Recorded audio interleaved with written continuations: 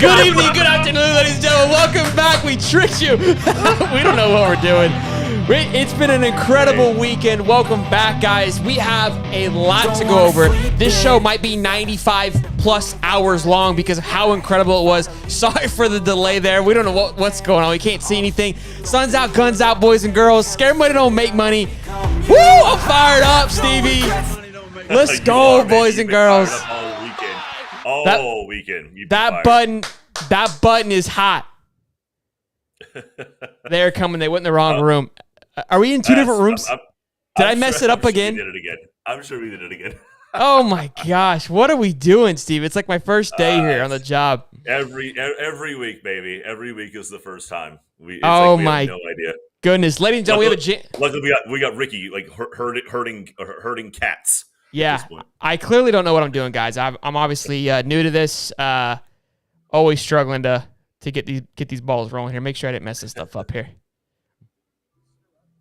All right, we look like we're good to go. We look like we're dialed in, and all the fams are here. All right, ladies and gentlemen, welcome. Here they come. We've been waiting. They've been waiting. That's my bad, guys. That's my bad. Obviously, I don't know what I'm doing here. I'm struggling, but we're live now. We're moving and grooving. We're live. We're here. What's going on, guys? Sean, Scoop, Mr. Nobody, welcome to the show. Cody, what's going on, man? Ricky, what's going on, guys? Earn their green wings. Hunter, what's going on, big dogs? How are you guys doing? Great show, great weekend. I hope you guys, Tyler, Elliott, Chris, what's going on, man? DeJon Johnson has not committed from my understanding, not that I've seen today. But we have a special guest on. I don't want to keep him holding anymore, get him cold. We got Sports with Blake on, ladies and gentlemen, so give it up. What is up? There he is. You guys recognize this man. He's got his own channel, guys. Been pumping out content this week. We all have been just chomping at the bit to get it going. But Blake's been all, I want to say Sports with Blake. Blake's been all over it, so we wanted to have him on today. We've been talking about it, making it work, and we were able to make it happen. So, Blake, welcome to the show, man. I appreciate you hopping on.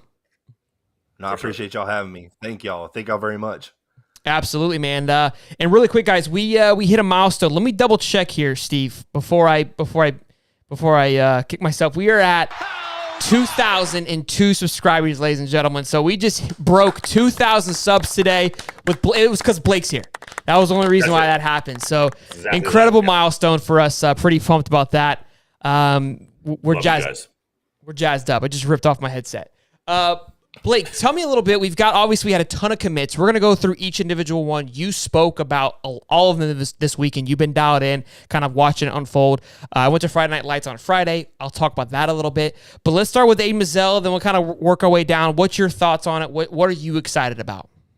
Dude, Aidan Mizell is probably, if not the fastest, he's probably the fastest wide receiver in the state of Florida. One of the fastest players in this 2023 class. Reason why I like Aidan Mizell, a lot of people compare him to Jerry Jeudy. I really like that comp because I think he does what Jerry Jeudy did, like he was at Alabama. That's why a lot of Alabama fans were actually wanting him.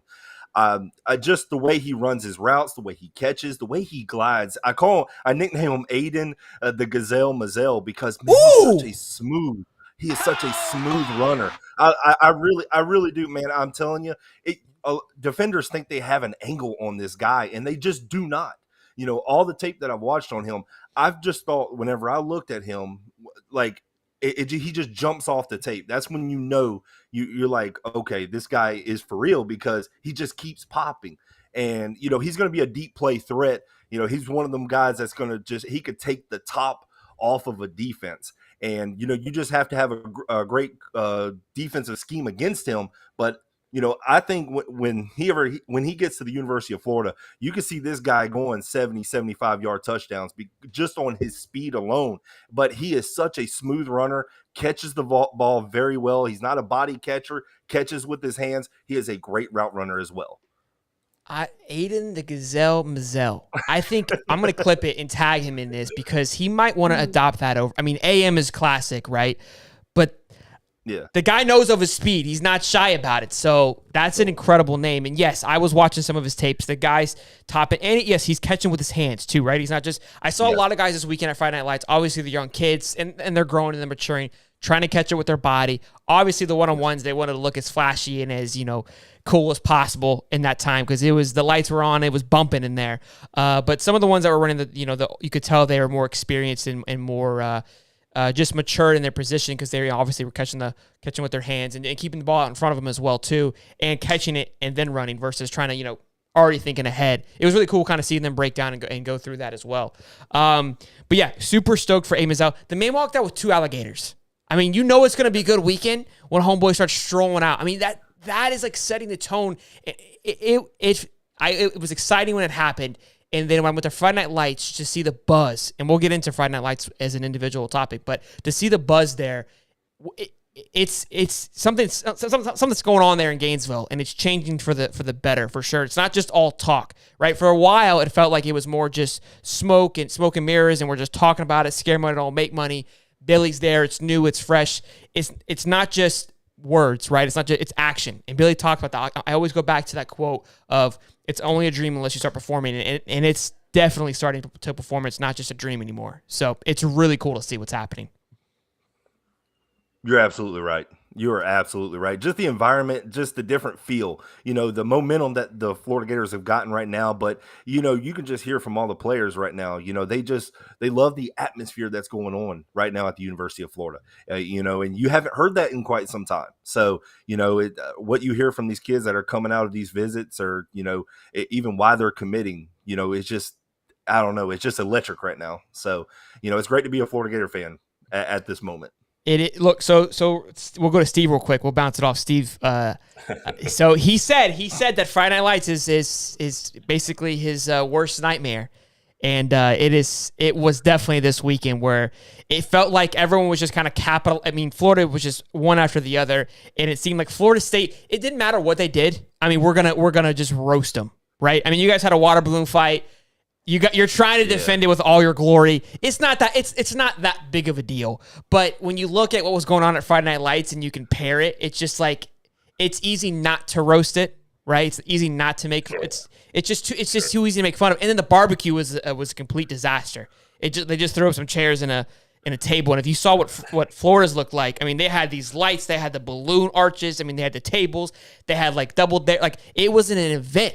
Right? Like it was like, hey, we're coming out, we're going to have a good time. It wasn't just like, we're going to cook you some burgers and like chit chat. It just, something is changing, and Billy has got things dialed in right now from what I can see. Yeah, and we've talked about it on the cast here before. Friday Night Lights FNL has been a huge recruiting weekend for Florida as long as I can remember. I mean, I want to say this thing is going on maybe 10, 15 years, and every year it's just always had a huge impact for the Gators in recruiting. It diminished a little bit when Mullen was there. Again, while he's not there, but to take a weekend like that and to just really be able to showcase the university, be able to showcase the roster where these kids fit in, you already have a huge platform, and to make sure that you're doing it the right way, which Billy certainly did, certainly from the outcome of some of these recruits. I mean, you can't ask for much more than that if you're a Gator fan. Absolutely. Blake, let's move on to some Andy Jean action. So he's kind of the one I wasn't too, we were talking earlier in the cast. I don't have much on Jean, obviously, because we talked about it. It was a possibility, but everything just moved very quickly this weekend. As we saw, Jordan Castell seemed like a shoo-in when he had his, but Andy Jean kind of came out of nowhere and said, hey, I'm committing today at 2, and then just dropped a little ball on us. He didn't even really have any much Gator photos that he even posted, that was kind of the weird part as well, too.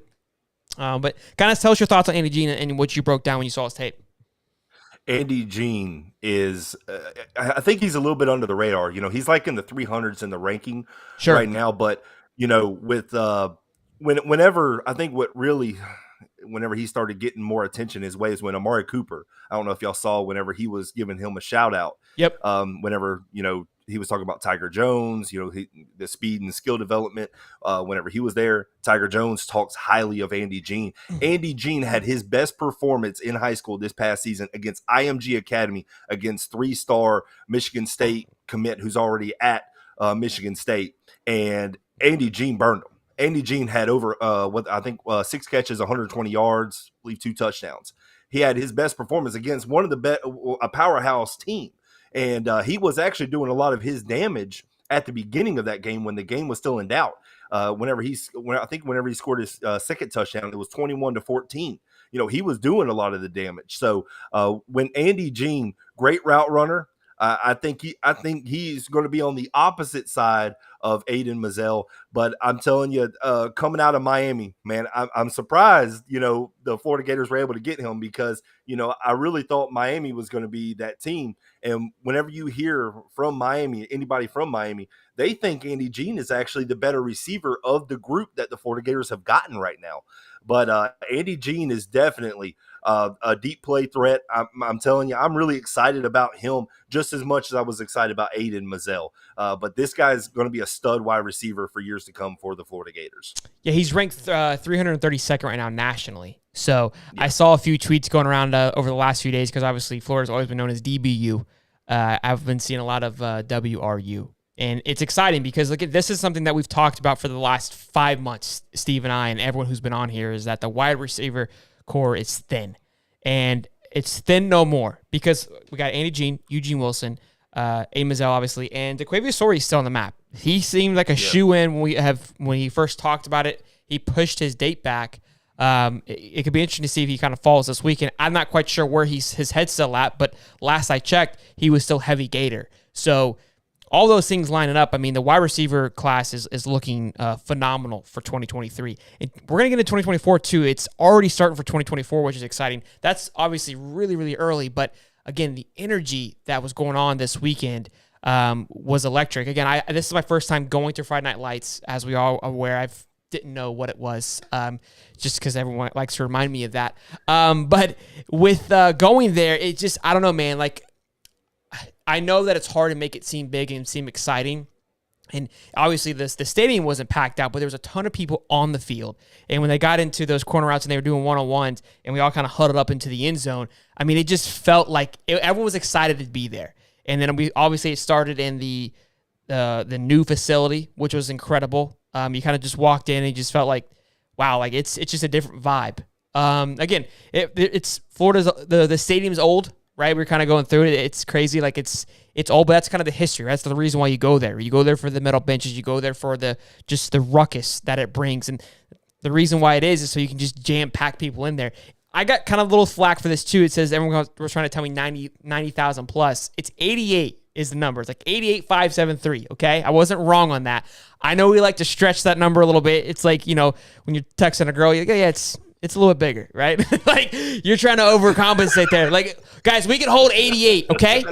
We slide a few, but it's the number is 88 according to Google. I think we took some seat sounds. So just want to clarify here. Everyone let me know that I was wrong once again, but no.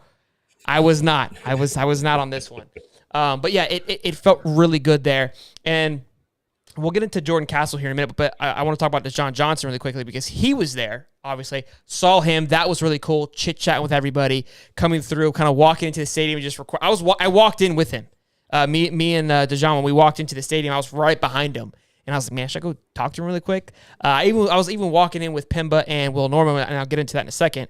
But Deshaun was kind of just walking around, kind of just taking it all in. And then obviously he decommitted the following day.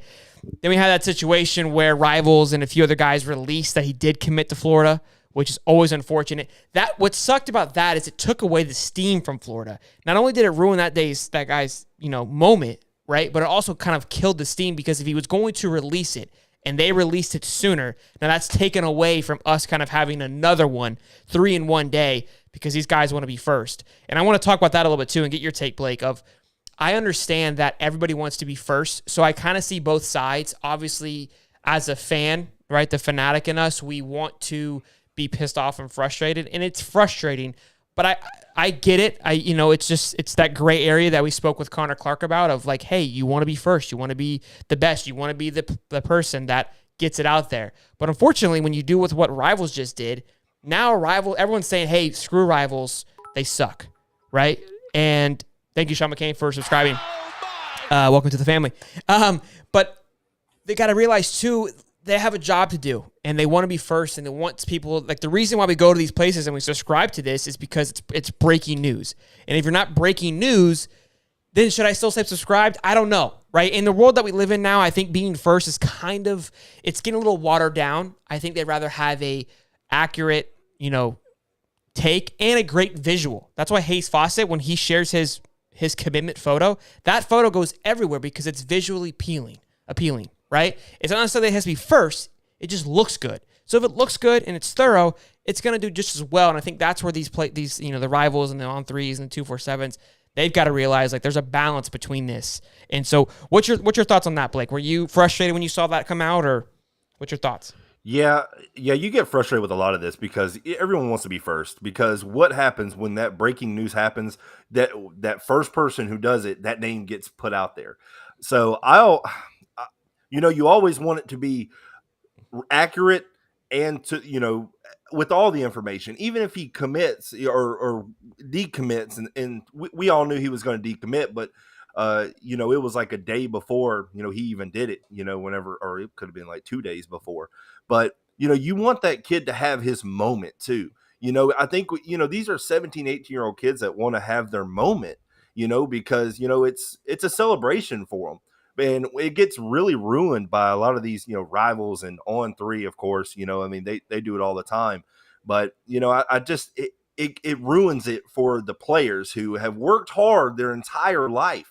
That they want this moment for themselves, because a lot of these guys don't get seen. It's hard for me sometimes to see players, because they have helmets on, so we really don't recognize them. So this whole celebration's for them, so you can actually see them, you can see their face, and it just gets it gets swept right out from under them by a lot of these sites, and it's frustrating, because everyone wants to be right, or everyone wants to be first, but they push the accuracy to the side and like, well, let's just put this out there so our name is out there. But it does get totally frustrating. If you're on Twitter, Instagram, and all this stuff, you can see, so you'll see about 3 or 4 different things before you actually get the right version. But it does get frustrating 100%. Yeah, it sucks. Again, I get it, I understand it. It's their job, but now they've hurt themselves very much because of this. A lot of people are very frustrated, very upset, because now we don't know. And again, obviously nobody's blaming Florida. He's not blaming Florida for this, but it's just, man, it's going to also too keep these guys' predictions. I mean, everybody wants to put those crystal balls out there. At some point, you're going to burn these guys of not wanting to tell you, right? And it's just, you've got to find that fine line. So, unfortunately, we don't know yet with DeJon. Hopefully, he commits today. I feel like you got to commit today to keep this moment. If that was your plan all along, right, to commit to Florida, obviously that graphic was put together for a reason. Obviously, he's probably waiting because he's like, I'm going to take this for my own now. And maybe Billy said, hey, look, they ruined that. They ruined the momentum. Let's hold off. We're going to have another big momentum swing on this weekend. And that could be what happens too, right? Like maybe we get to Quavius Sorey and him and somebody else, because Kermani McLean hasn't gone through yet. Will Norman looks pretty good, and we'll get into that when we get into the Friday Night Lights section.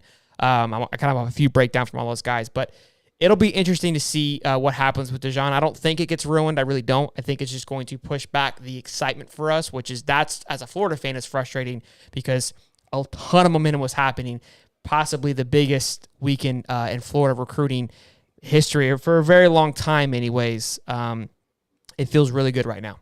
So yeah, absolutely. Yeah, and to your point, Blake, I mean, look, Sorry. I mean, it's a situation where, like, sometimes momentum is everything, right? Yep. So right now, Florida has a ton of momentum. Do you at some point say maybe another commitment right now isn't the best timing? Do you wait another weekend? Do you wait for another a big recruiting visit, and maybe try to use that? Look, I mean, the fact that he's obviously decommitted just after being on Florida campus, you got to think that there's something there. But again, we've talked about it here, the art of the silent commitment, and then finding out when to truly utilize it. like this weekend. Yes, exactly. So some of these kids may have already had their intentions known, but having all these kids on campus and making that big push.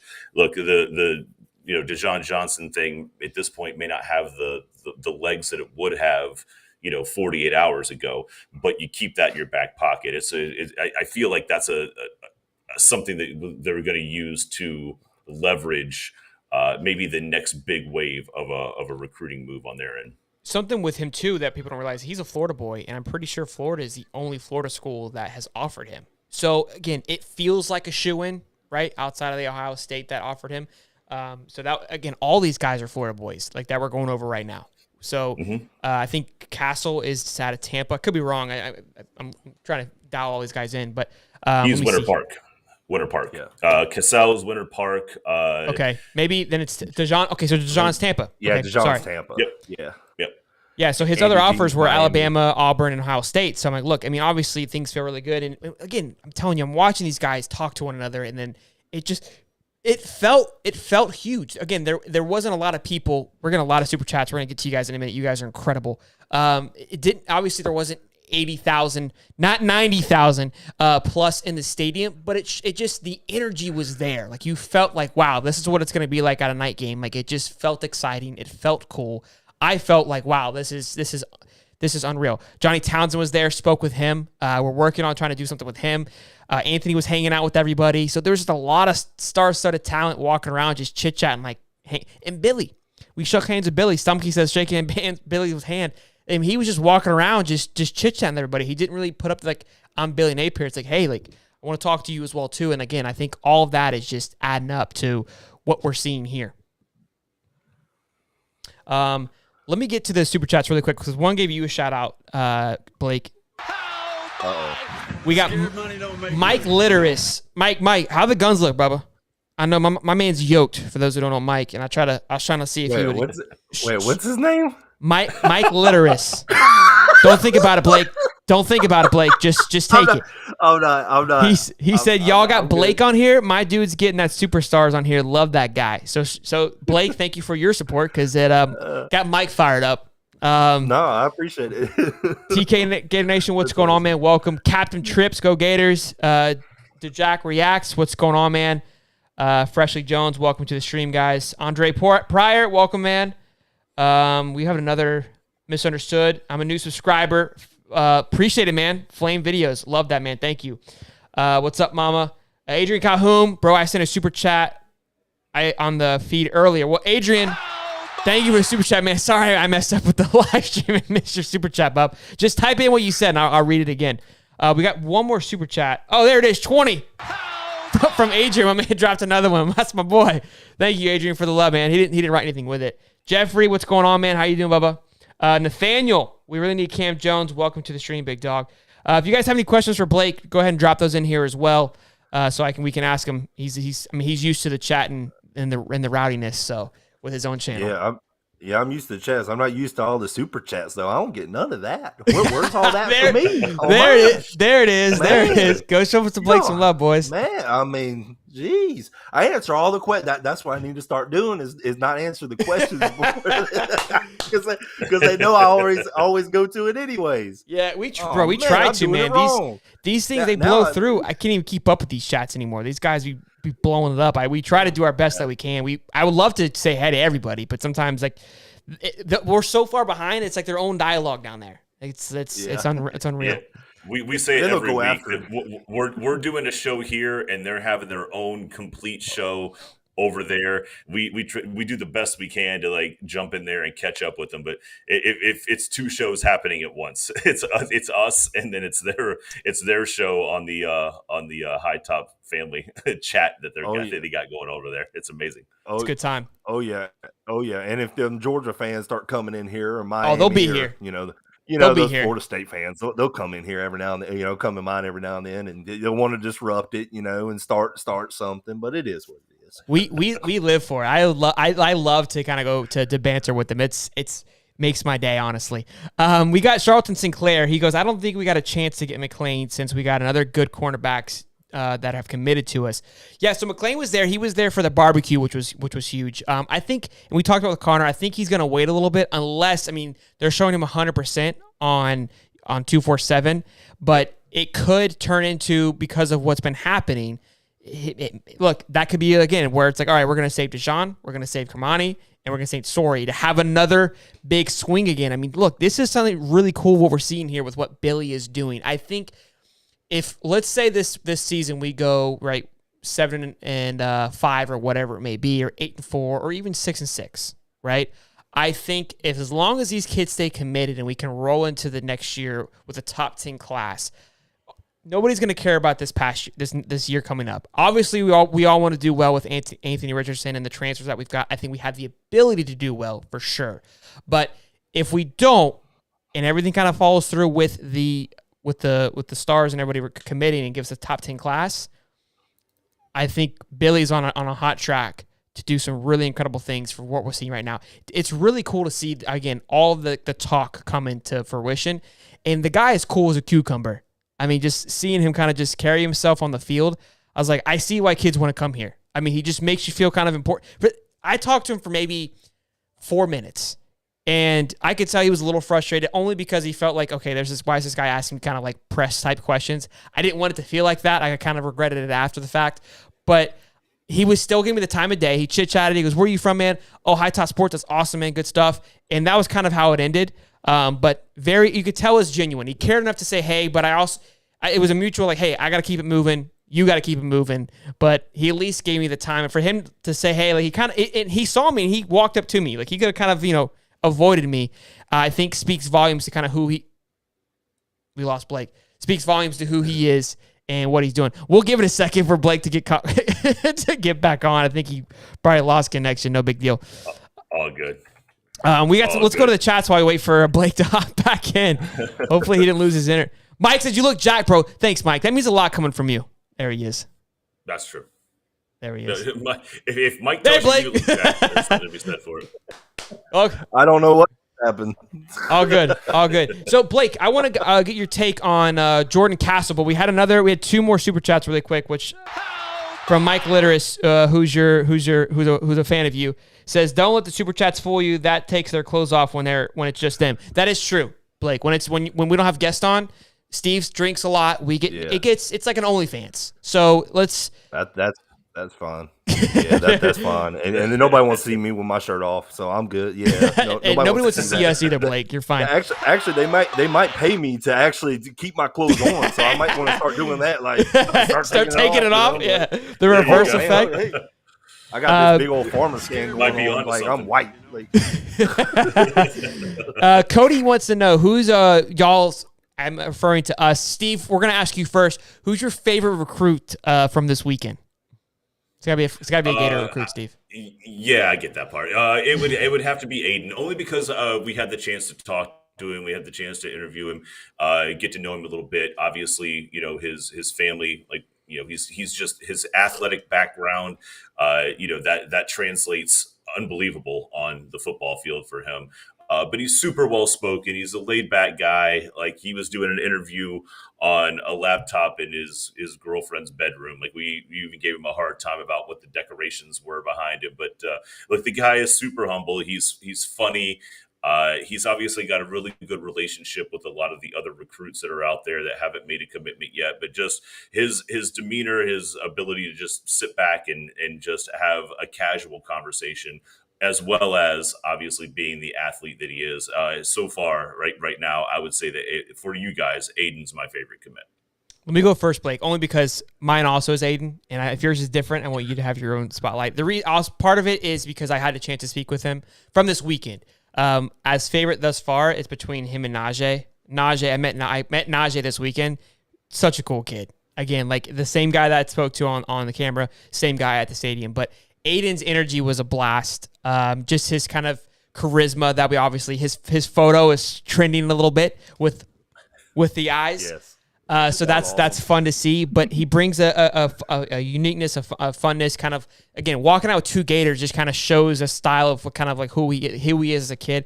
So I like him again. Jordan Castell seemed very chilled and very just kind of well put together from his commitment with his mom. It seemed like they just very low key, which I like that too. All right. Like him and Andy Jean, very low key. Andy just dropped a post from what I could tell. And Castell was it looked like he was at a restaurant with his mom. I think they were getting ready to go to the barbecue. And he was just like, hey, I just want to get this out to kind of help get the ball rolling. And that I respect that too. So, but right now, from what I know, it's Aidan. I would say that, but I'm not going to go 3 for 3. I'm going to go on the defensive side, which I liked actually two of the guys. Jakeem Jackson, I really liked him on Thursday, which I know it wasn't from the weekend, but I really like him. Really good corner. Yes. And, man, what I like about Jordan, I don't know if it's Castell. I always say Castell, but if it's Castle. Oh, it could be Castell. I was wondering, it probably is Castell. I'm horrible with names. Blake, don't follow me along. You do you. Oh, you're good. No. The only thing he called me out on is I had the wrong picture whenever I did a video at him one time. And he messaged me. Yeah. I had CJ Baxter, the running back in the 2023 class. I don't know why it had his name, but I had Baxter's photo in a YouTube video. I had to take it out. But no, he was actually really cool about it. He could have blasted me, but actually I had more of a personal I guess thing with Castell, but it was actually all positive. Cool. I had it was a mistake. He really could have called me out on it. But, I actually redone the video, sent it back to him, and he actually posted on his Instagram. He was actually really cool about it. Yeah. Dude, it was just a funny story that actually it was terrible on my end because I just didn't do the research. I should have done the research a little more and got all the, the accuracy. That's where that you want to be first, as soon as, everything happens. But, you kind of missed the accuracy, and I kind of learned from that. But, man, he was very humble, very cool. And really helped my video out. But Jordan Castell, I've always called him that. But let me tell you something, he's a safety. He's going to be a safety, 6'2", 195. He's got that safety. But if you watch his highlights, dude, he has some great coverage skills. And you can tell he's a safety because he likes to press too. And a lot of his tape, especially from high school, especially last year, dude, he'll get right up on you. He's going to be a physical player. He'll come up and hit you. He ain't afraid to come up and smack you around. And he's a playmaker. Whenever he's got that ball in his hand, man, he's stiff-armed. One guy after, I believe he ripped the ball away from a defender and stiff-armed, just Marshawn Lynch stiff-armed this guy. I mean, it was actually incredible.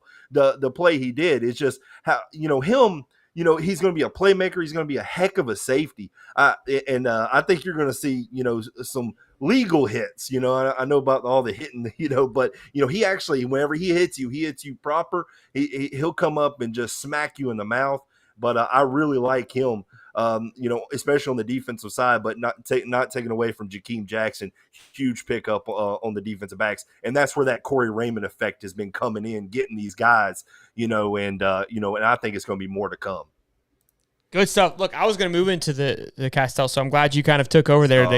No, dude, no, it was no. Great segue. It was a perfect segue. I didn't have to. You didn't have to hear me ramble on, so that worked out. But I loved your take on that. And again, I was looking into that too. That he is a safety, but he's asked to play 1-on-1 in high school, so it's good to have that versatility from him as well. I think he's a little underrated, in my opinion.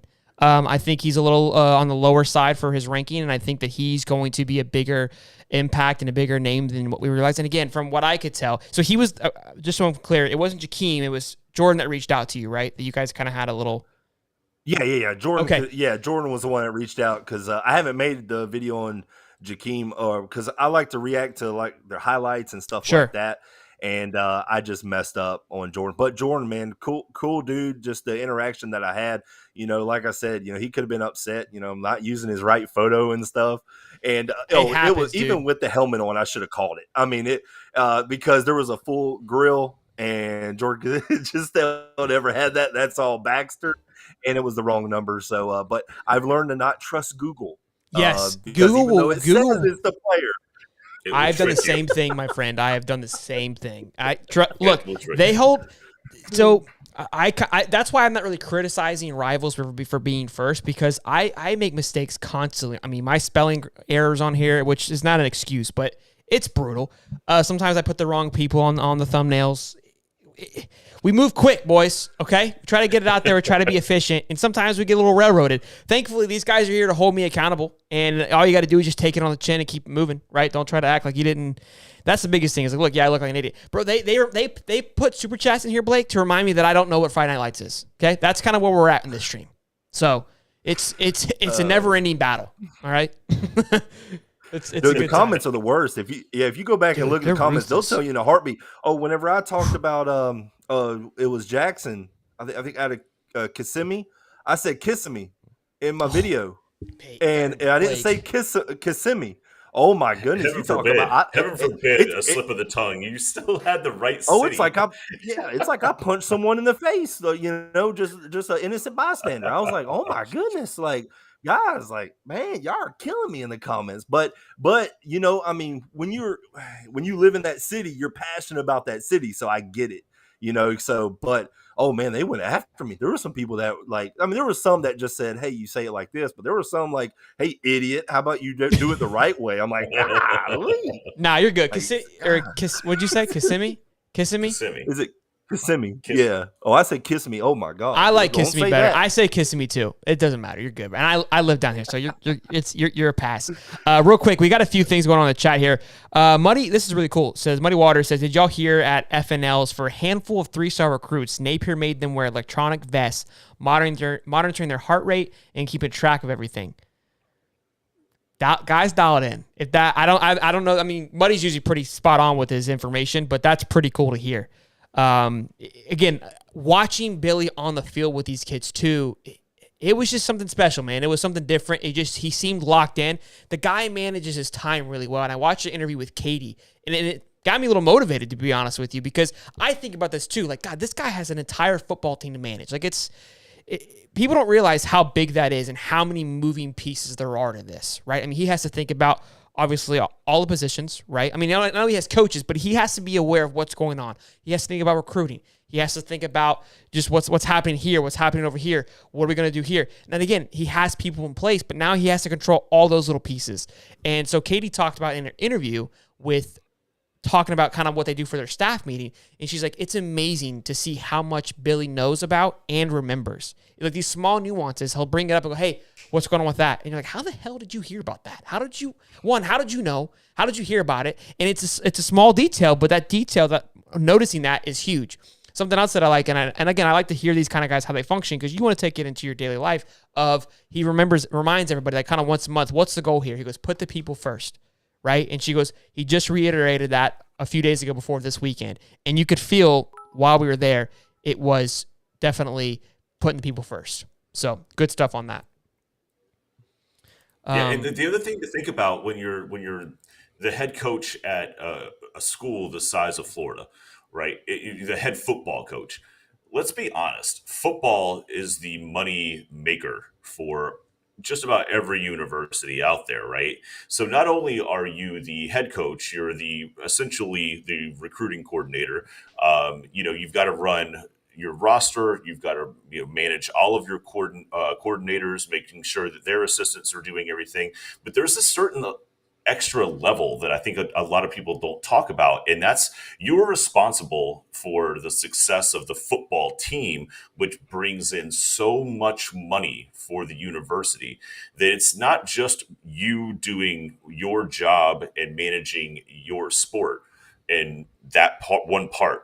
It's, if you're failing at this, it is going to hurt all of the other sports down the line, the softball team, the volleyball, the basketball, everything. Like, I mean, football is such a massive money maker that you've got to wear your hat, plus understand that you're essentially the CEO of the athletic association in that regard. Because if you fail and you're not bringing, fans to watch the team, that hurts that school.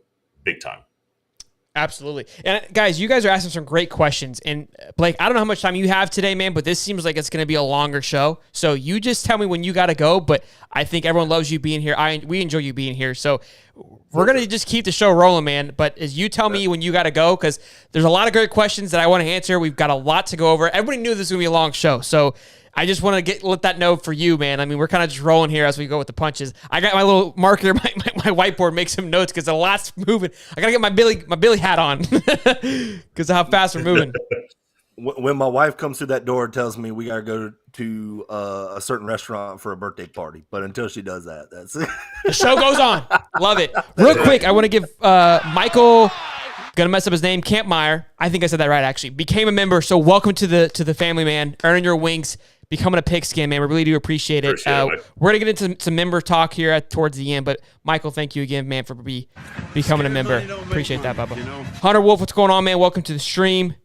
Welcome. Oh, everyone's welcome to the family. There we go. Really quick, we had a question from Tyler. Tyler Elliott, I believe, which I loved. And Blake, I want you to kind of go through this while I'm going to read through the questions. How many 5-stars do you think we end up with? Steve, go over this too, because I know you and I were looking at it before the cast. Bring up the list of kind of who's available and who's committed and who hasn't. Sure. Blake, I'll let you roll with it, baby. How many do I think? I think one for sure. I don't see why we would lose McLean? Why Florida will lose Cormani, to be honest with you.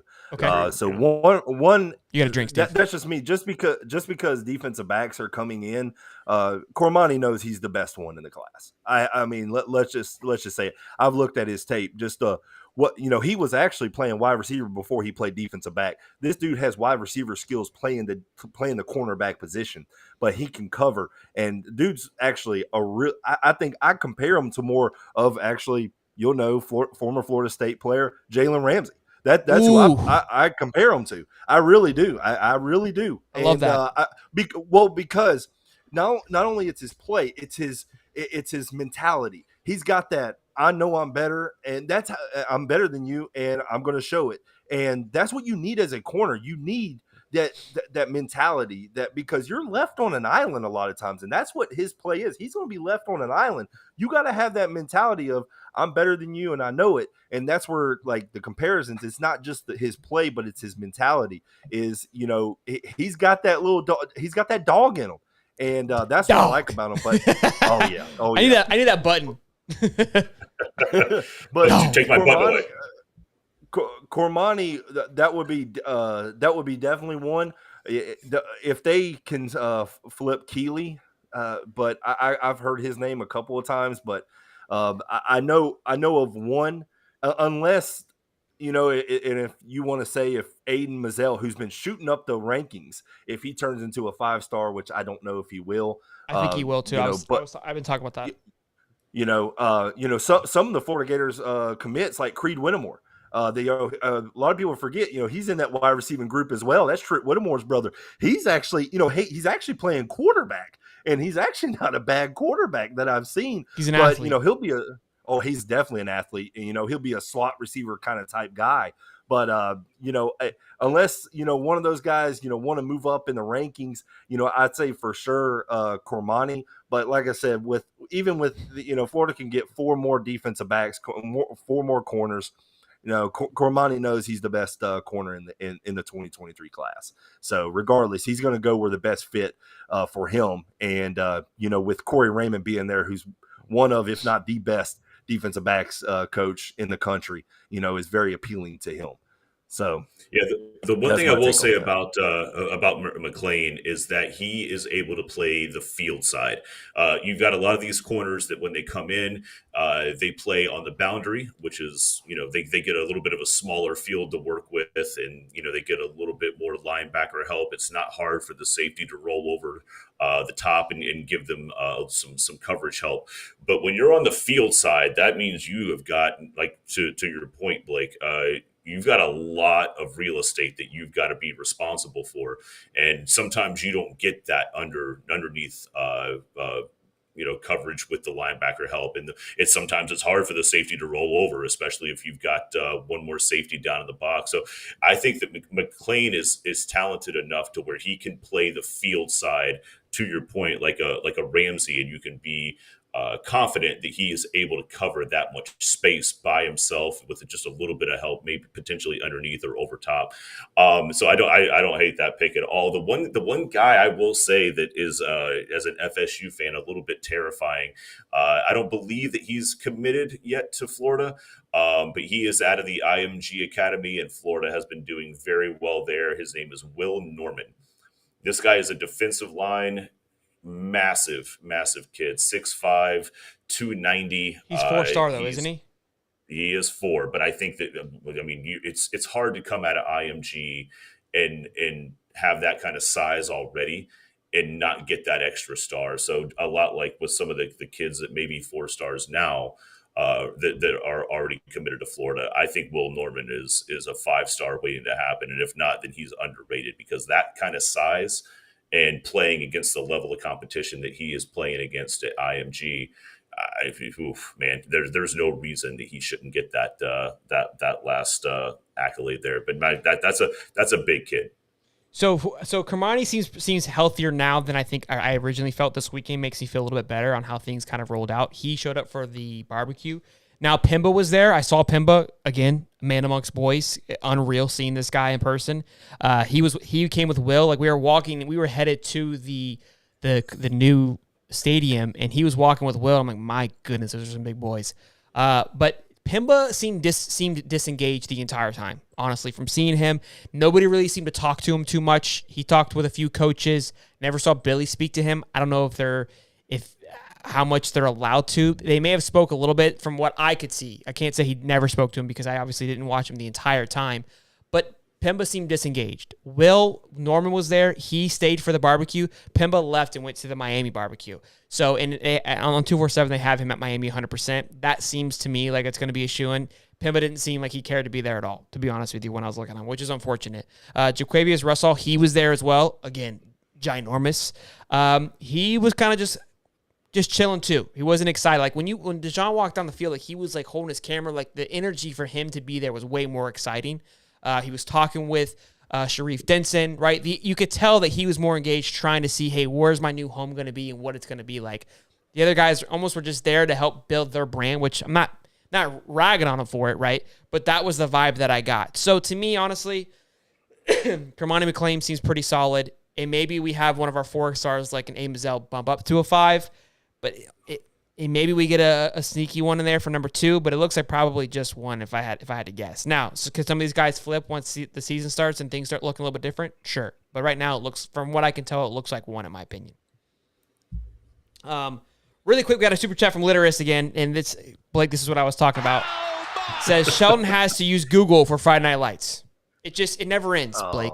It never ends. They just always like to remind your boy. So there we are with that. Scott Anderson, great question. Where's the class rank now? We're at 13th now. So this is kind of what I predicted. We didn't move up as high as I did. I was thinking an average of 2 spots per player that we got. So at the time, I think we were 23rd when I made this comment. So I was saying 11 to 9 was going to be my window, but we didn't. When it hits 11, 10, and 9, we're like at a score of like 230, I think 238. And then it's like 260, 270. So that next tier is a little bit higher than the rest of us, that 11, 10, and 9. Do you have the numbers there, Blake? Yeah. Florida's, well, I go by 247 composite.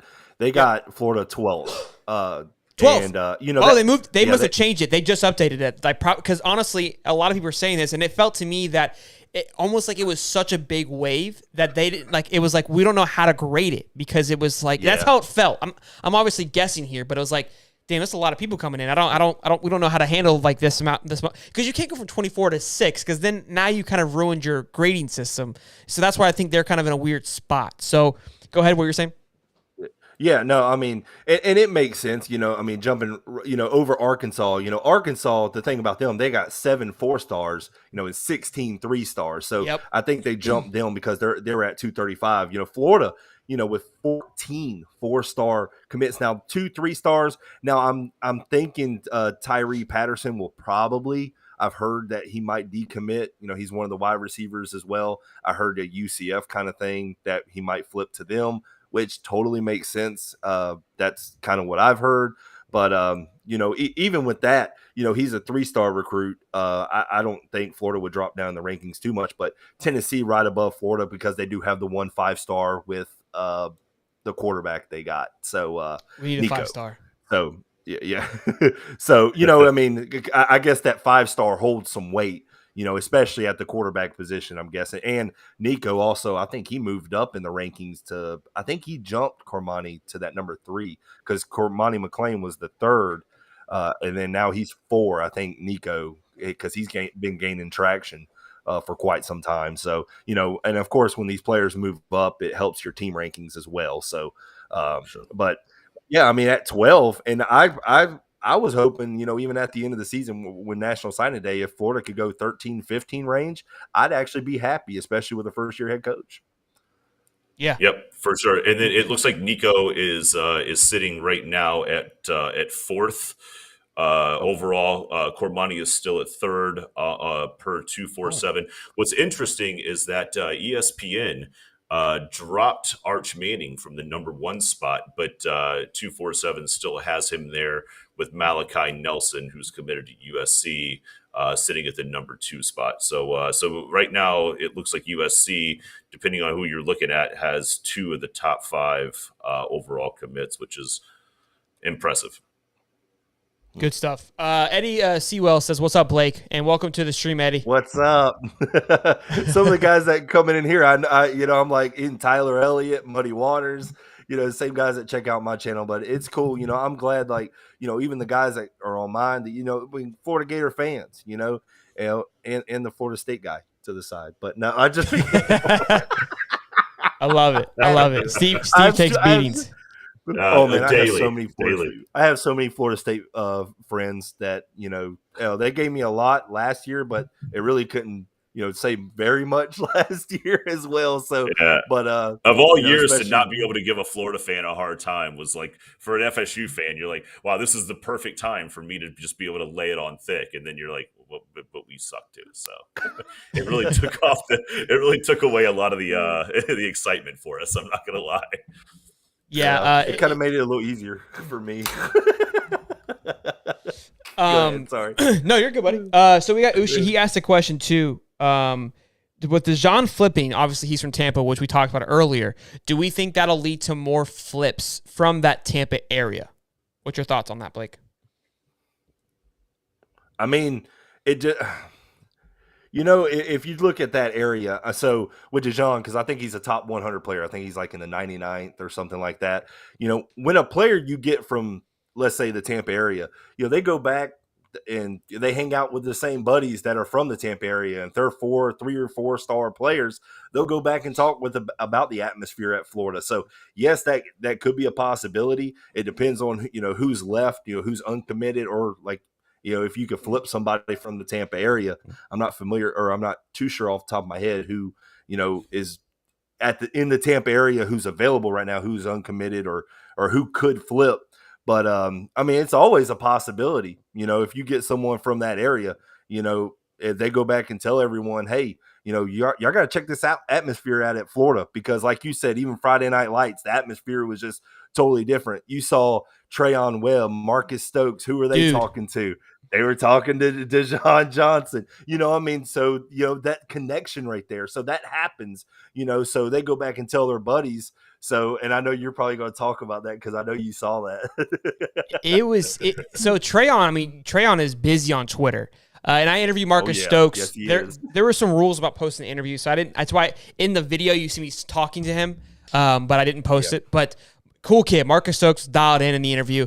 I kind of asked him. That's what I asked Billy. I go, hey, I heard you guys got some stuff going on. Like, what's in the works? He goes, yeah, we got a few things in the working and moving, but. Marcus is like, yeah, I'm here to recruit, man. That's what I'm here for. He goes, I'll throw a few passes, which you can kind of see in the clips in the video that I posted yesterday. You see him throwing the ball a little bit.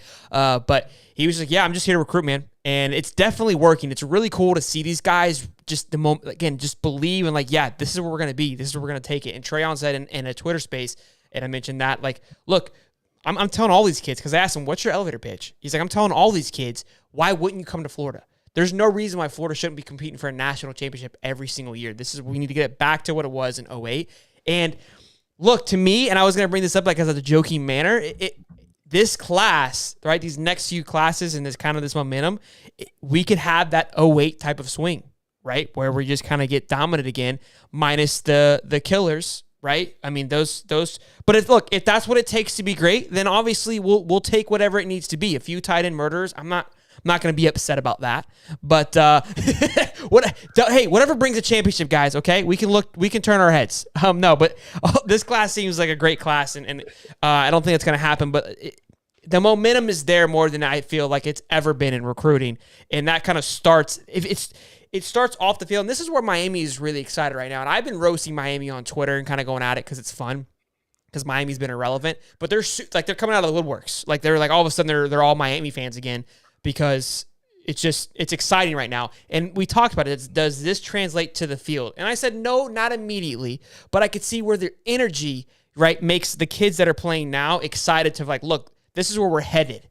So even like now the seniors may not be as excited, right? But the guys that know that, hey, they're going to be playing of the year, like, look, there's a ton of talent coming in, and that's where the excitement comes from.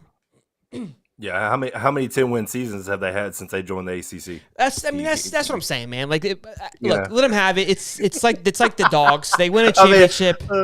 Absolutely. I mean, Georgia, they've been creeping on that, for a while. I mean, they lost one, against Alabama. But this is how it started. It started just like this is where it starts. Is a weekend like this, a year like a recruiting year like this. This is where the momentum starts. So, and then obviously it has to translate to coaching on the field. Real quick, we got a super chat. We got a few we got to go through. Dominic says, "Would it be? Loving it. Hey Blake, Holly, still see you're an FSU fan. It's okay. the feels for you, Stevie. The feels are here for you." We got another super chat. Scared money don't make Here we go. money, I'm glad someone brought this up. Stand out at water balloon fight, Holly. Stand out what now? He said, stand out at water balloon fight, Holly.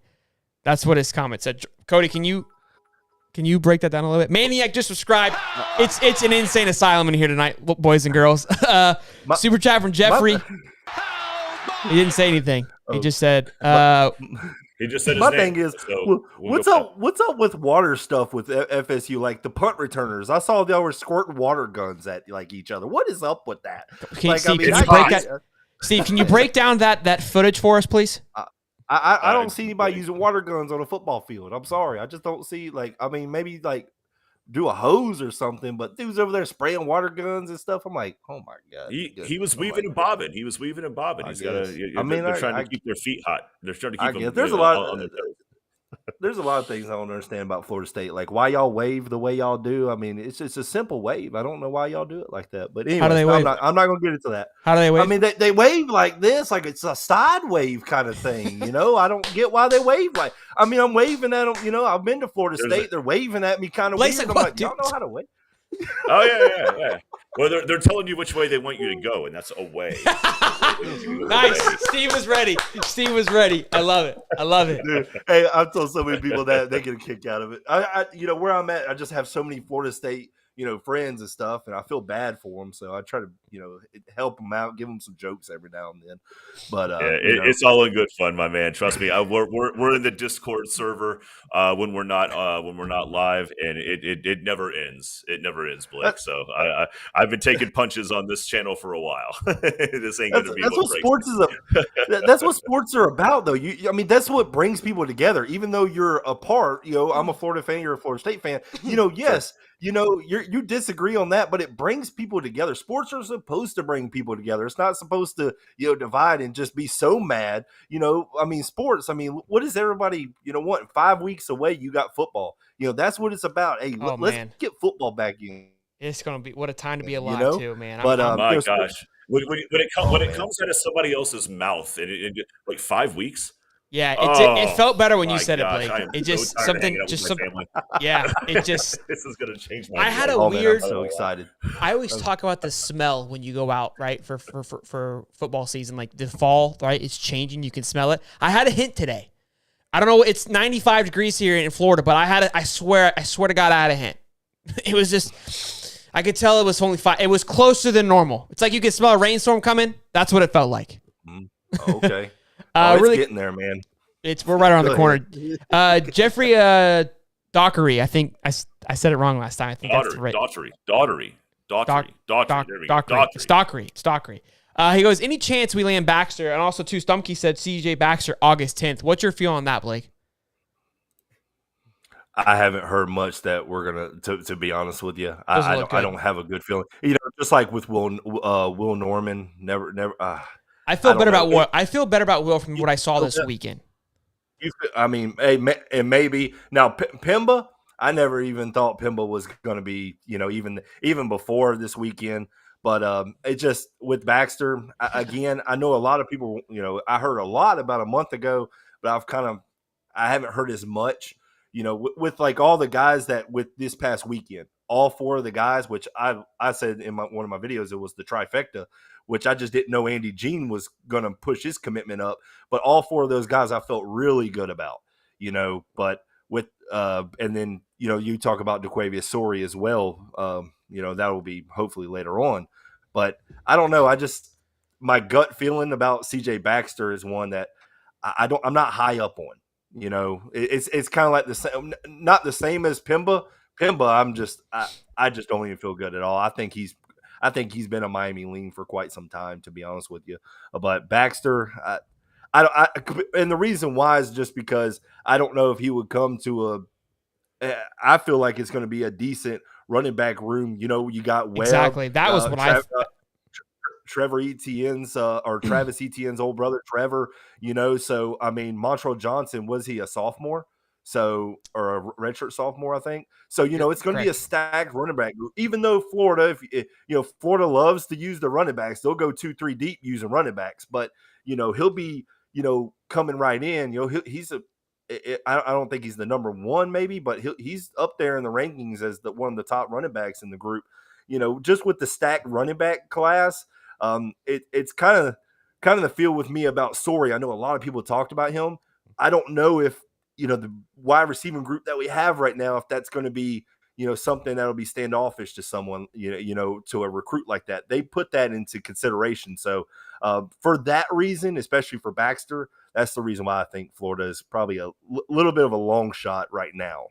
I think so. If they can make it feel like the Bama running back room, where they're stacked. Like if you go, like they have literally the top, out of the top 20, like 3 of them, I think. I might be a little over exaggerant there, but it's pretty. Let me look. C's pulling it up now. It's pretty freaking close.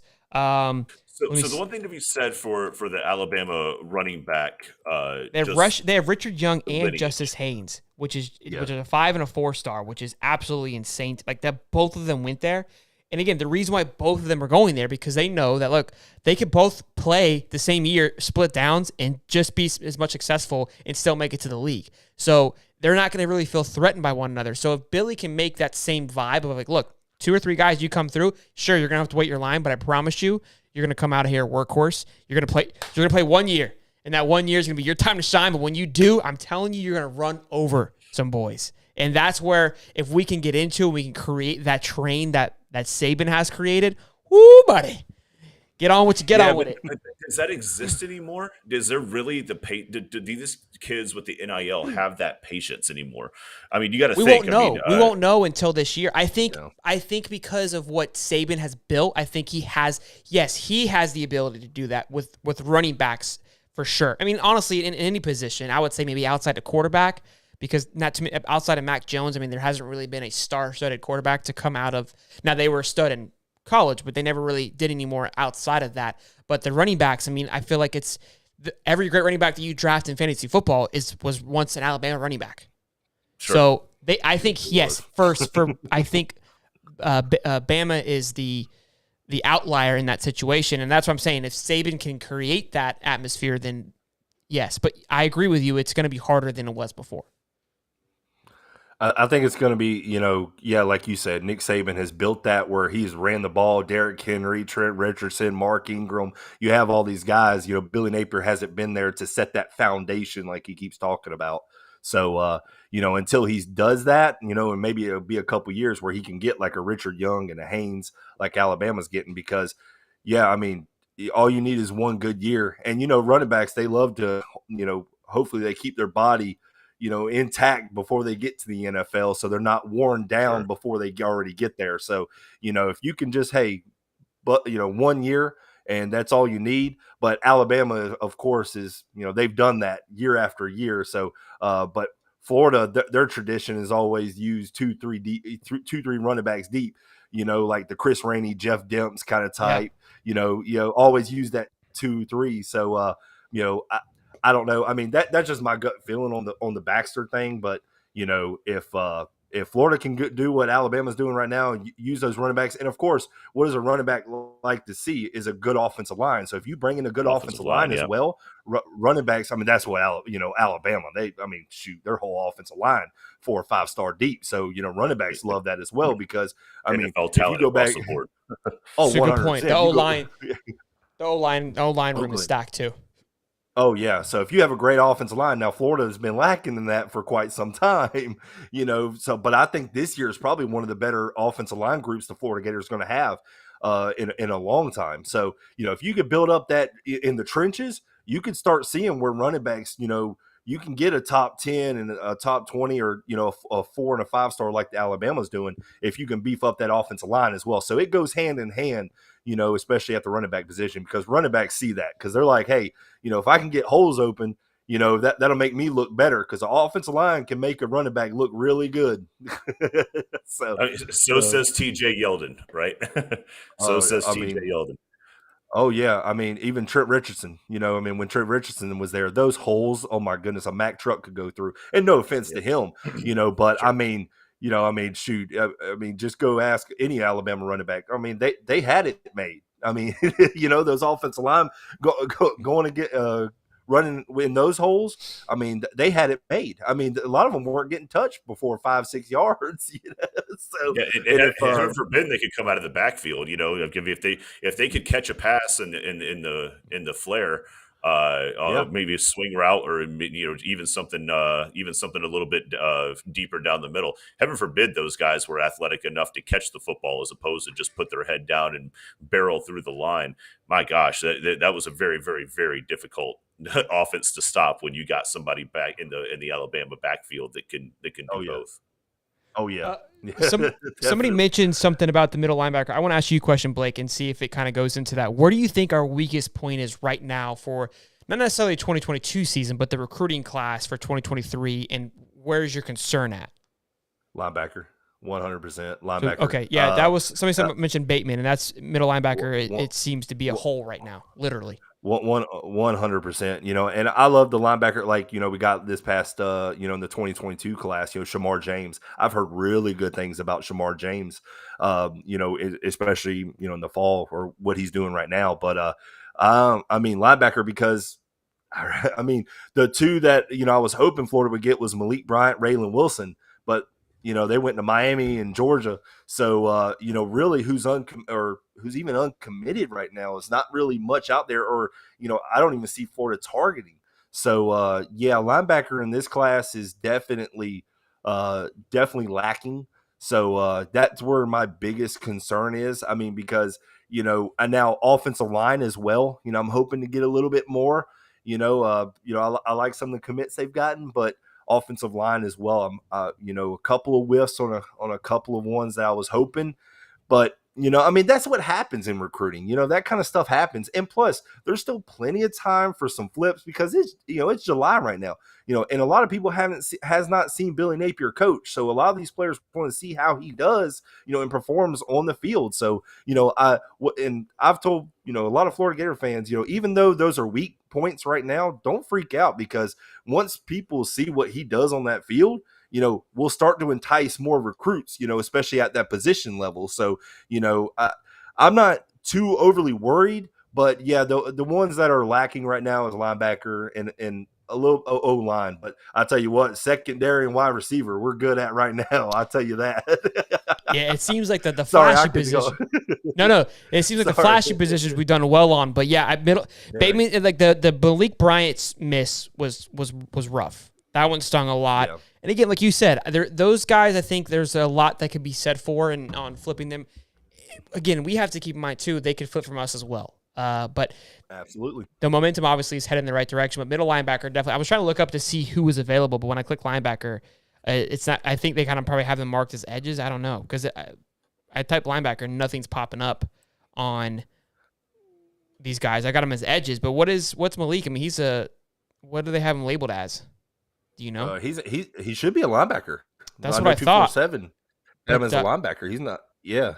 Yeah, I'm not seeing him. So we got some good linemen. Will Norman, he's 75-25 with us. We obviously got TJ Searcy. When I type in linebacker, nothing's popping up. I was trying to see like if there's anybody that is kind of just floating out there that maybe, I don't know why it's not popping up. Now Searcy is an edge. He's listed as an edge, I believe, and he was a total shock to me whenever he committed. Yeah, it has him as D-line. That's why I was wondering if they're just the positions are a little bit different on here. It has him as D-line, I believe. Or maybe it was edge. No, it has him as a D-line on 247. Okay. Yeah, it has him labeled as that. But like Russaw and Pimbo, those guys are all edges. But yeah, I don't know why. I don't know if you guys can pull up linebacker on your side and get something, but when I click it in, it literally gives me nothing. Oh, dude, let's see. I'll do it off my phone, I guess, and we'll see. Maybe it'll give me something. Let me see here what we got going on in the chats before we keep this train rolling. You guys are insane today. Really quick, shout out to all of you guys that are here. Money don't make money, I mean, we're pumping over 230, 250, which is probably a record for the show. You guys are incredible. We broke 2,000 subscribers today, which is awesome. We just hit 1,000 not too long ago. It feels like yesterday. And now we're on the road to 2,000. Now we just keep the train moving, boys and girls. On the way to 3. Let's keep the steam rolling. Keep this Big Mo on the move. So, thank you guys for your love and support, and for the ones that became members today. You guys are awesome. We really appreciated you. So, thank you. Man, y'all. By the way, I do want to say, like, y'all's channel is like super like professional. The way y'all do things, like that video you just put out was super entertaining. Y'all's lives are. I mean, you're gonna pass because I think I'm at like 2,400. You're gonna pass me within pretty quick, because your show is just very professional. How you do things, And man, I really like your show. I watch it, but you're gonna. This channel will start to grow, and especially getting closer to football season, you're going to see your subscriber and people coming in and enjoying your content, the way you speak football, the way you talk about it, break it down, talk about everything, man. I'm telling you, it's a real, and just being on this channel is actually a joy for me. But I'm telling you, man, you just keep what you're doing right now with this channel. You're going to start seeing a lot of gain out of this, just with you.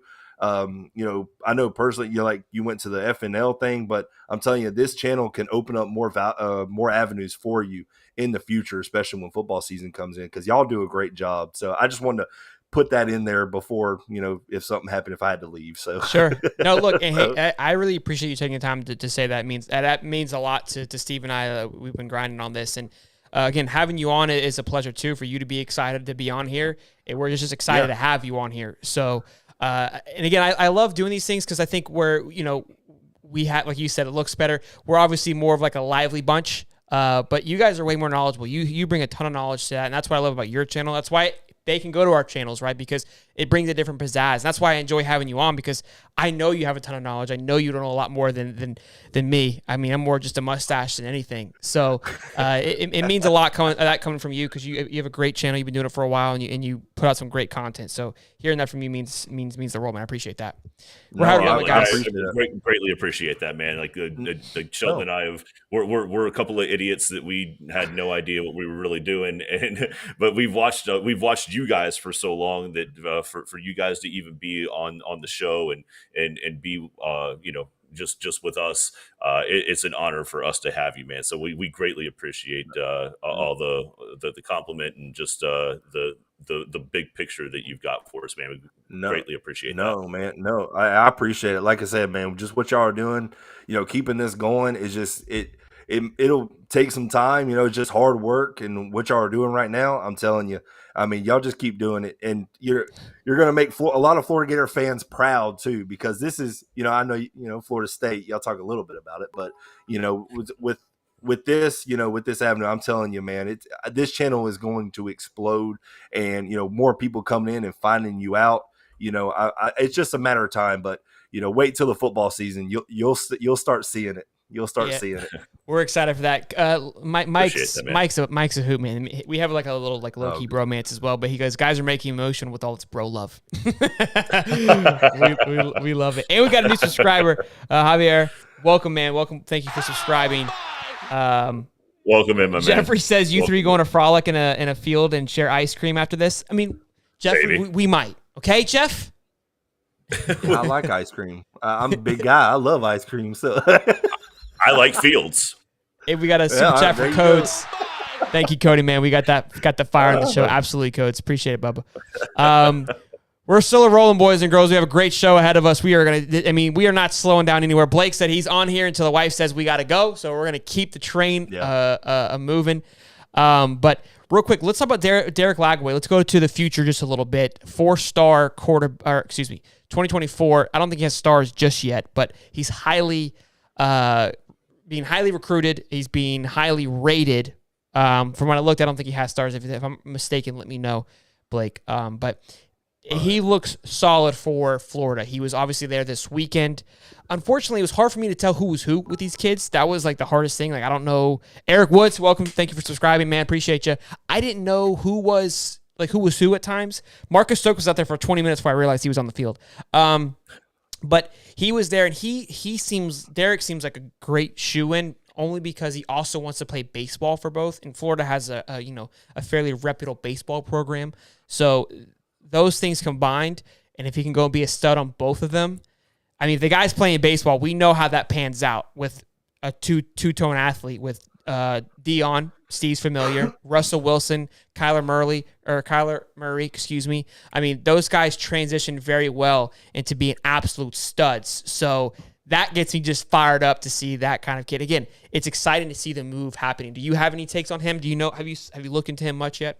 Like, yeah. Whenever you said 4-star, because I was like, I thought he was a 5, but the 247 Sports Composite has him a 5-star. He's the 17th ranked player in the country. So yeah, so usually, once those stars start coming out is whenever the 2023 class starts to already get settled. They'll start the next year. But DJ Lagway, I heard he had a great time. I heard at he was at FNL, so he had a great time, is what I heard. That's what I heard on Twitter. But he was talking about the field. He was talking about how he loved Gainesville. He was talking very high about just Florida in general and just the not just the Florida Gators. He was talking about the surrounding. You don't ever hear that. You always hear people bashing Gainesville. So he was talking about all of it. And I think he posted on Twitter. What I have to start looking at Florida more or something like that. So, for him to do that, I mean, what is this, 2024? So if they can land a 5-star quarterback, which, you already have Marcus Stokes, 4-star quarterback right now, and then you could have a 5-star quarterback right after, that would be huge. But 6'2", 225, that dude, I mean, that's a big boy coming out of, so he'll be going to his junior year. He looked 6'2", 225. Yeah, Holy when I looked at him, I was like, man, this, like, all the other ones looked like kids still, right? For the most part. But I saw him, I was like, yo, he looked kind of just like ready to rock right now. Like, I was like, yo, this kid's dialed, bro. He ain't playing no games. So that was exciting to me. Again, it's a little ahead. Steve had a commit today from 2024. I kind of gave him some flack for it because I was like, it doesn't count. Because it's so far ahead. But this one feels just a little bit more, a little bit better than the others. Real quick, we had a subscriber, Lagway Hamashi. If I'm saying that incorrectly, I apologize. They sometimes if you guys are on private, when you subscribe, it may not pop up. So we can't see that. So just keep in mind, we're not ignoring you, but if it doesn't pop, if you're blocked, I can't see you. So that's what happened there. But thank you for subscribing and becoming part of the family. So we appreciate it. For sure. So good stuff on that. And then, so did you find any more on, was it the running back Mitchell, Blake? I know you were doing Mitchell. I really didn't, but that's the Utah commit that, is somebody to look out for. I know in the near future, so that could be someone that the Florida Gators could possibly flip. I'm not going to try to break any news, but I read an article. It was Cameron Upshaw was one, which I know you're going to talk about him later, and then Michael Mitchell was another one, and he's a running back in the 23 class.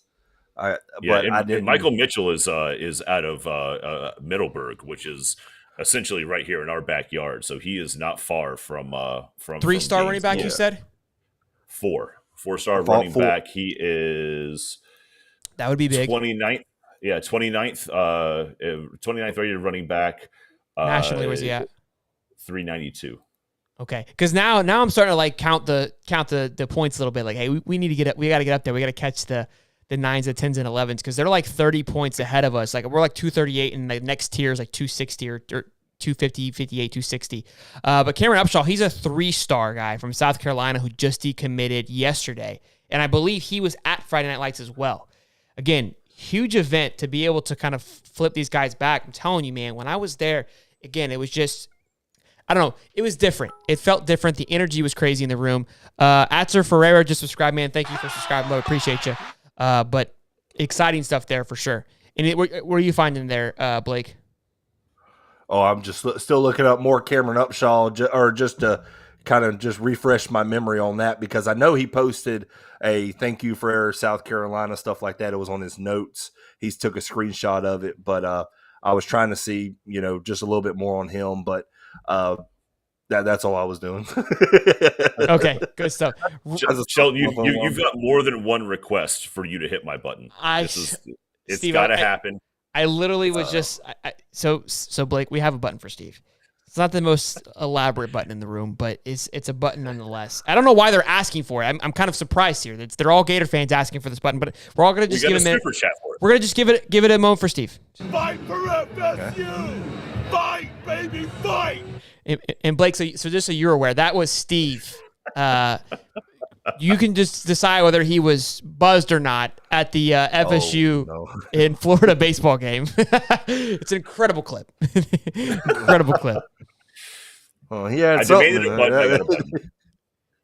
Hey, there you go. You just want a button. You're like, come on, man. I just want one button. I just want one button. I know what he's got sitting over there. I've seen it. There's like 7 buttons, 6 buttons, 8 buttons, something like that. They're all colorful. It's all nice ready to go, and they're all pre-programmed with things that don't have anything to do with me. So I demanded a damn button. Cody even donated for it. He also asked for a drink though, Steve. Oh, gosh. See, Blake, we're sports people. And we're also just we're like a drunken charade over. I don't know what we are, to be honest with you. I don't even know what you would compare us to. Mine's just the doctor. That's all I had. My wife brought it in here, and I think she told me I had a couple minutes left, so she brought it earlier. But there it is. When I say a couple minutes, that was a while back, so she probably left without me. She's like, I'm not waiting for him. Javier said, I just recently found this show. I think they really wanted it. Yeah, they didn't really want to hear my button. They wanted me to drink, and I told them ahead of time. I told them before we started. It's Sunday. I got to work tomorrow. Don't do this to me. Nobody cares what you're feeling, Steve. The next thing you know, dial it in. Javier says, man, just recently found this show, and this is one of the top shows for Florida Gators, man. Also, check out Sports with Blake, guys. Another great show on Florida content as well. Also, too, if you guys are brand new here, kind of figuring out who we are, what we do, we just dropped a bomb video from Friday Night Lights. Go check that out. Show it some love. It's doing well, so we're excited about that and how that's doing. So really quick, we'll kind of wrap it up here. Blake, if we get some more great questions, we'll be sure to ask them. But I want to go over Friday Night Lights. We've obviously been hinting towards it. I really don't have too much more to say. But again, we interview with Billy. We interview with Marcus. We talk with Johnny Townsend. I think my favorite part of it was, again, just kind of how relaxed it was, but it still felt professional. When we walked into the new the new training facility, that was cool. The whole thing was turf. Obviously, they had the end zones painted with Florida. They had the big gator in the center, which we were walking over, was cool. They have an incredible gym. And that seemed to me, that was the unfinished part. There's probably some other things that are unfinished as well. The doors open up. It reminded me of a professional training facility, almost like the Jaguars facility, right? The doors open up on the side where they could go out. It just seemed very dialed in the entire night. Unfortunately, I left a little early from that event to get to the stadium quicker, which was a dumb move on my part. I didn't know how much they spent a lot of time inside that training facility, more than I realized, obviously because it was hot, so it makes sense. They didn't really head over for one-on-ones until about 9 o'clock. But all in all, incredible event. Somebody was asking earlier, is it free? Did you have a media pass? Yes, it was free for everybody. And I think, moving forward, Billy and the Gators need to promote that more, especially to the locals. I think people would really enjoy going out there because Anthony Richardson was out there. And just to be able to kind of see him hang out and chit-chat and walk around, that was cool to see. But from a media pass, there were certain things that I kind of just went and did without really asking. It was more like I'll ask for forgiveness later. It's kind of how I functioned through the entire day. But there definitely was media passes that you could have gotten, probably were on the field. I was on the field for a little bit until they told me to get off. Again, kind of just doing what I want to do until told otherwise. So there wasn't really signs, so you don't know where you can and cannot go. So I'm just going to go until you tell me where I can't go anymore. It's kind of how I function. But next year, if you guys want to go, it's open to everybody. I would recommend going. It's cool to see. It's fun to get a little football, and it's cool to see these kids go one-on-one. I mean, they put on a show that they kind of let them show out. They line them up, let them kind of duke it out. They've got a pretty good system. They had obviously your left. You had your wideouts, your slots, 2 slots, and then another wideout. And so the quarterback had to go through each route, right? And they're over here calling plays and stuff, right? Quickly, just boom, hey, he's doing this, hey, he's doing that. And the wide receivers get to show off their cranking ankles and all that good jazz. So all in all, it was an incredible event. We had a blast doing it.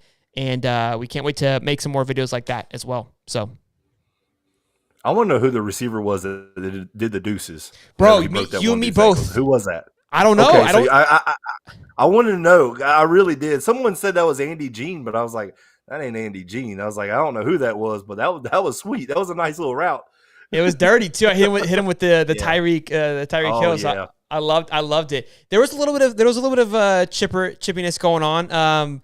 I also showed the guy kind of helping him up. There was also some good sports in there too. But I loved that, and it got a little rowdy a couple times. But everyone's kind of just doing the thing. They know, right? I mean, I'm gonna get burned. I'm gonna do this. I'm gonna do that. Quarterbacks are getting frustrated. It was a good time. Manny Gomez, just subscribe, my man. Welcome. All right, Blake. I always feel bad for. Oh, go ahead. No, go ahead. With that situation, I just feel bad for corners because you're just one-on-one, and they're at a disadvantage in my 100%, opinion. dude. 100%. I feel so bad, but if a corner wins that rep right there, dude, That's huge. And they need to really promote that because, man, corners, you're just there. You have no help. At least the quarterback and the receiver, they know what they're doing. The cornerback has no idea. So really it's a guessing game. And, you go through your progression and you know what to do, but you're still at a disadvantage in that kind of drill and what they were doing. But I just feel bad for corners, and like the guy that did the deuces, that corner is just sitting there like, man, what else can I do? I want to say that was a linebacker that was on him because that was a middle route. I almost because some of those guys were kind of big, like the ones that were lined up for the for the slots. I was like, there's no way. I mean, unless like the one guy that was helping the other kid up. I don't know if he seemed big to be a corner. He gave me linebacker vibes, and I'm like, if they're putting linebackers, like they're just sitting ducks. Like, what do you like? They're going to get roasted every time. Now, the one advantage they do have is they know the ball's going to him, especially the corners. They're like, hey, I know the ball's coming here. I just need to put my hands up, and that's where it kind of got a little chippy on there was really no offensive or no fouls being called or flags thrown obviously for pass interference. And I felt there was a few times I'm like, well, you got to tone it down a little bit. But the middle linebackers are just getting chewed up. The only time I felt like a slot guy wasn't catching the ball was because it was a bad throw or they slipped. It was very rare that they missed a shot because dude, you're sitting there left or right. That kid has an option where he can go, right? Yeah. So the thing's wide open. There's no lineman in front of the quarterback. I mean, it's just a little dumb. Yeah. For somebody who played secondary, being in that position is no fun, especially when there's absolutely zero pressure on the quarterback from a defensive line standpoint. They get all the time in the world to make their read and to make the throw. So you're certainly at a disadvantage, even just line it up one-on-one. There's no coverage over top. There's nothing underneath. You got nothing. There's no pressure, nothing. Absolutely. Yeah, for sure. We have Antonio Robinson. He's Miami in the house. Y'all looking good. See, there's some love for some Miami. We appreciate it, Antonio. Thank you, man, for the love. Better than FSU's balloon fight. That's all I saw. What is the hate for this water? That's all I see. That's all I saw, Steve. Sorry. That's no idea. That was my bad. I didn't even see it. It's such a strange thing. Like Zach Reynolds. Damn, we got Blake in here too. Show do, baby. Show do. You know it. What's up? All right, Blake, go ahead and plug your channel, man. Show some love. We're definitely going to do this again. Obviously, everybody loved it. We loved it. But plug your channel, kind of shout yourself out, man. Do what you got to do, and get some love over to your channel.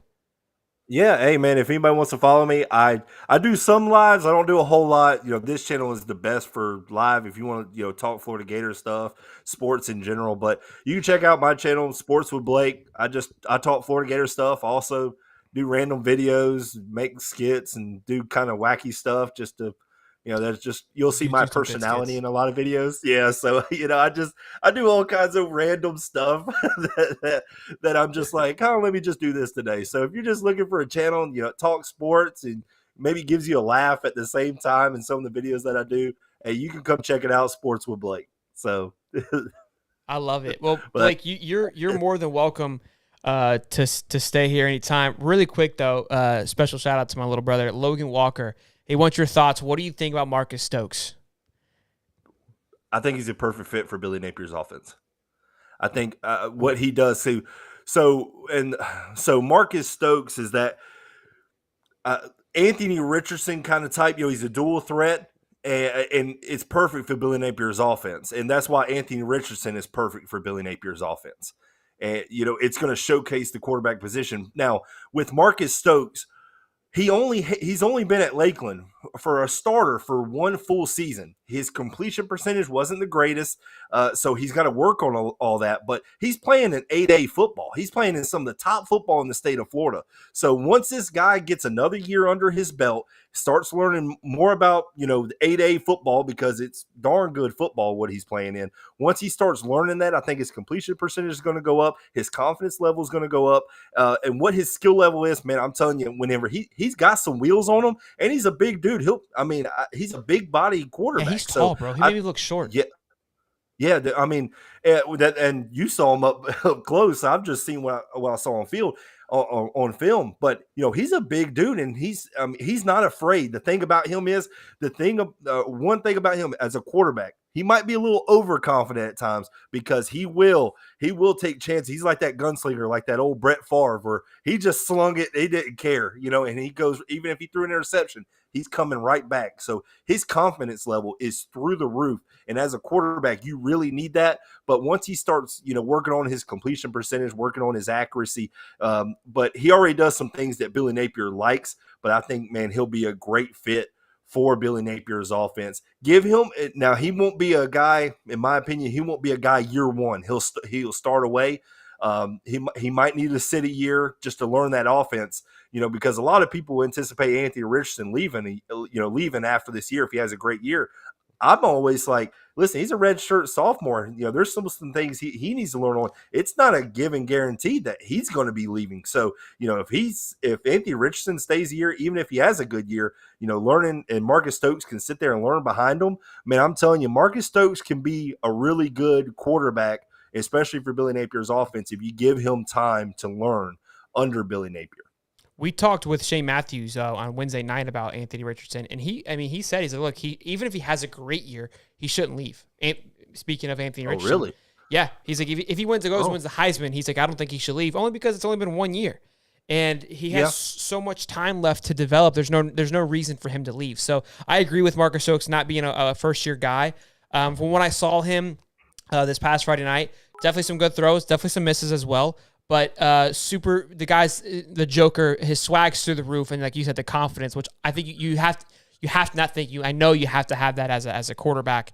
Loved his energy. Met his dad. Dad was a great dude. He walked up because he's commented on one of our videos before, and he's like, "Hey man, what's up, you Sheldon?" I was like, "Yeah." He goes, "Marcus Stokes' dad." I was like, "Oh, what's up, man?" No, great dude. Just kind of, you could tell, like, from speaking to his dad, just very humble, just very excited to be there. That carried over to Marcus, right? Just kind of taking it all in and really enjoying the moment. So it's good to see that a good group of kids are coming to Florida.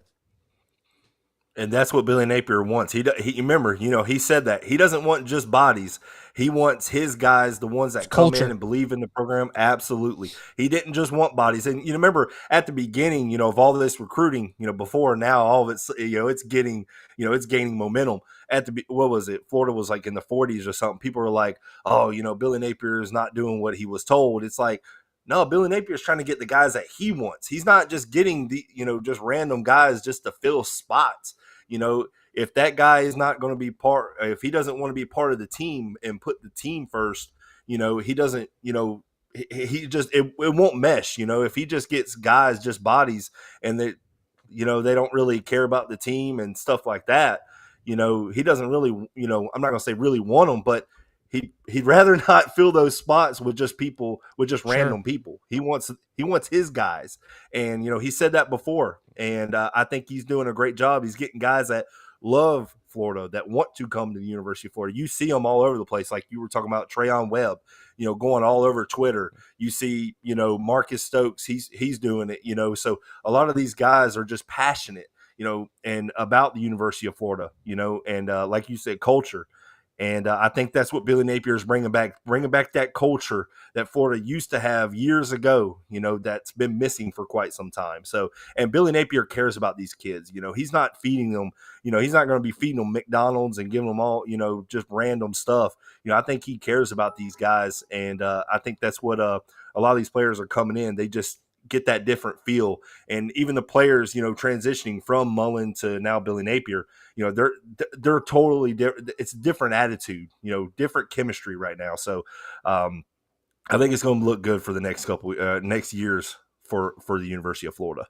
Yeah, it's something we talked about with Lorenzo when we worked out with him. He spent the max amount of budget on just food. Basically, it was on health snacks essentially, but the guys dialed in on taking care of these kids, especially with the Gator Maid and getting fitted in for suits, and just it's a different mindset for sure. It's going to be exciting. But Blake, again, it's been a pleasure, man. It's been a blast. I think everybody loved you, so I would be crazy not to have you on here more because of the energy that you bring and how I think it was a great show. I think out of you kind of get the gist of how we do things, and I really enjoyed having you on here, man. It was an absolute blast. I know Steve loves you, even though he cheers for the other side of the pond. He appreciates everybody. So Blake, absolutely, Blake, man, you're super knowledgeable, man. Like you bring so much like a wealth of knowledge just in everything with just the current recruiting cycle, the roster, where you're looking for the team to go, and obviously, like you just mentioned, a lot of what it looks like Billy's trying to do long term. Love the energy, man. We'd love to have you here. Hey, real quick though, Blake, Marcus's dad's in here, Kevin Stokes. He said, thanks, Blake. I've seen him develop his whole life. It's Nice 4S now. It was 8A, but last season was 7A. Or Lakeland. Yeah, I don't know why I said Lakeland, but yeah, Nice. I think I said Lakeland, but yeah, Nice. But, it's 7A now? That's what he just said. He said he was fresh off a cruise for a week before throwing it. Okay, that makes sense. I mean, look, he still looked dialed in, but yeah. I'm excited to see him play. And welcome. Thanks for stopping by, Kevin Stokes. Appreciate it, man. Again, met Kevin. Yep. Yeah, great guy. He was fun to have on. And I talked with Marcus too about having him on and creating some content with Marcus. So hopefully we can get that ball going as well. So thanks for stopping by, Kevin. Appreciate it, man. But Blake, guys, go check out Sports with Blake. Guy, like he said, he does great content and he's a great time. Obviously, you can see his personality is phenomenal. He's a blast. We'll have to make something. Blake, where do you live, Blake? I mean, I'm not trying to be weird, but at this point, No, you're good. Well, you're about to find out why there's so many Florida State people where I live. I live in like Pensacola area. Okay, so that's not too far. We can meet up and make some stuff together. We got some things in the work with a few guys. Yeah. Okay. We'll meet in Tallahassee. We'll knock one back at Madso. Yeah, I mean, it sounds good to me. I have no problem with that at all. So, I mean, this was I enjoyed this. This is awesome. So, I appreciate y'all having me. Absolutely, man. Blake, thank you as always, Bubba. We'll see you later. Hey, I appreciate it. Thank y'all. Yes, sir. Man, oh man. What a time! Sorry, guys, you see my zoomed in mouth there. He knows his stuff. He's going to make us look bad on our own cast. I can't understand. Like, we didn't think that through. He was dialed in, dude. I loved. I knew what we were getting into. I loved it. John Quarles says, "Welcome to the Gator Nation, Mr. Stokes. We love your son already. Go Gators." Yes, we do. And that was kind of what he loved. He said he loved the excitement on what we're doing here and. Just kind of the whole feel, the whole vibe. Like I said, from talking to him and seeing Marcus, I think they are excited to be here. They're excited to be a part of the family. But it's going to be a good time. So, really quick though, before we kind of hop off here, you guys have been incredible today. Thank you for coming out and showing some love. I mean, this is unreal. This has definitely got to be a record-breaking show with all of you guys. Y'all are jiving. And make sure you join the Discord. The Discord is where we have all this conversation, even if when you're a this member. camera's not on. If you're a member. Yeah, there's a Discord make sure for the you members. sign up. Yeah, become a member. Join the family. Earn your wings. Okay. We do giveaways. So real quick, we did a giveaway where we gave away a customized jersey. Our member LGM Let's Go Mets won, and he's in the Discord, and he wants to donate his jersey. So he's donated it to awesome. he's donated to Shands in Gainesville. So I reached out to Shands last weekend, and I'm working with getting names. Obviously there's some legal things they have to go through before they release any names. So we're gonna do 2 youth jerseys and works with Cody and give out 2. And I'm gonna work with the collective to see if I can get anything signed. And we're gonna donate 2 jerseys. So he won the jersey, but he wanted to donate it, which I thought was incredible. It just shows how great this family is in High Top Sports family. So we're really excited about that. And we're also, again, we're gonna be doing a massive fantasy football league for our members where they can win $150 plus all the money that's donated during the live stream draft. So that's going to be happening probably in the next week or so, pretty quickly, where we pick the people that are in it. So if you want to be part of that, rock and roll, become a member, join. We exploded through subscribers today and broke over 2,000 subs. You guys are, again, phenomenal. This family is great. And merch is in the description. Scare Money Don't Make Money tank tops are in, ladies and gentlemen. You guys asked. We delivered. So I cut the sleeves off to kind of give you like a hint of what it would look like. So go check those out. There's a link in the description. It's a good time. Again, shout out to Blake for being on here. Great guy. Go check his channel out. Go show him some love. Yep. Shout out to Mr. Stokes for stopping by. And then the boys, it's going to be a good time and for that family and all of what's to come from them. So we're excited. And John Quarles, Muddy, George, Skumsky, Litteris, you guys are incredible. Chris Smith. Cody. I mean, give me some names. Zach Reynolds. Scoop. What's up, big dog? TK Gator Nation has always shown some love. TK's what's going on? Here. Ricky, what's up, big dog? Dominic. You're always here for us. Jeffrey Dockery. I messed it up again, Jeff. I'm sorry, man.